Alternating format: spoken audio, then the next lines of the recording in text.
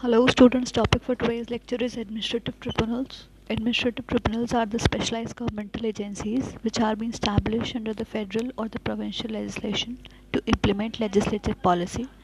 Some public boards and public decision makers also have had powers of decision making conferred upon them by the statute. Such powers of decision making are conferred upon administrative tribunals, boards, or other decision makers in order to provide a more expeditious, less formal, and sometimes less expensive methods for resolving certain types of disputes or issues. Now, administrative tribunals also provide a forum and in which complex issues can be decided by the adjudicators with expertise in the particular field. While most tribunals are required to follow some basic rules of the procedure, there is no specific set of rules that applies universally. The procedure to be followed by a tribunal may be found in the enabling statute or related regulations and in rules, guidelines, or directives formulated by the tribunal. Procedures may also be set out in a notice issued for a particular proceeding, or they may be a matter of unwritten tribunal policy or practice. Ontario, for an instance, it has enacted a minimum code of procedure in the statutory powers procedure and which are required to be followed. The fact that no procedural rules are prescribed does not free a tribunal, board, officer, or a public decision maker from all the procedural constraints.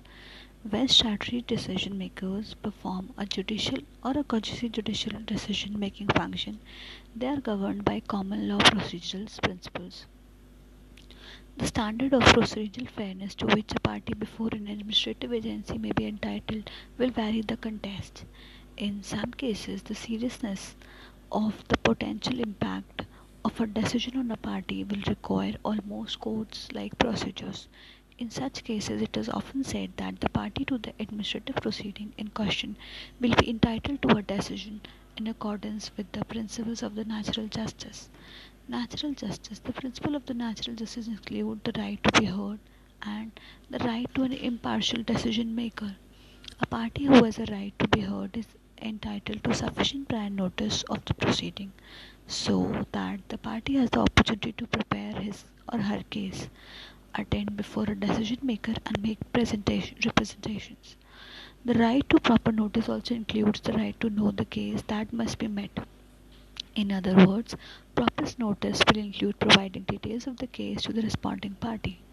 An impartial decision maker is one who is free of reasonable apprehension of bias, whether personally or institutionally.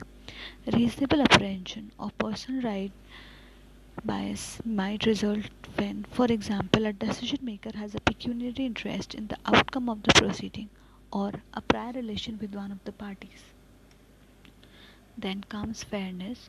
In some cases, the governing legislation will contemplate and a very kind of informal decision. In such circumstances, particularly where the impact of a decision may be relatively minor, a party to an administrative proceeding may not be entitled to full natural justice. Even wherein there is a case, courts can access the procedural adequacy of decisions made by tribunals, boards, or public officials based on the doctrine of fairness. There are some examples of administrative tribunals. Boards and public decision makers in Ontario include Agriculture and Food Appeal Tribunal, Assessment Review Board, Consent and Capacity Board, Criminal Injuries Compensation Board, Ontario Energy Board, Environmental or Review Tribunal, Ontario Film Review Board, Health Services Appeal and Review Board, Ontario Human Rights Commission, Information and Privacy Commissioner, Ontario Labour Relations Board, Landlord and Tenant Board, License Appeal Tribunal, Liquor Control Board of Ontario, Ontario Municipal Board, Financial Service Tribunal, Ontario Review Board, Workplace Safety and Insurance Appeals, and Tribunals. I hope the concept must be clear to you. So this was the basic introduction.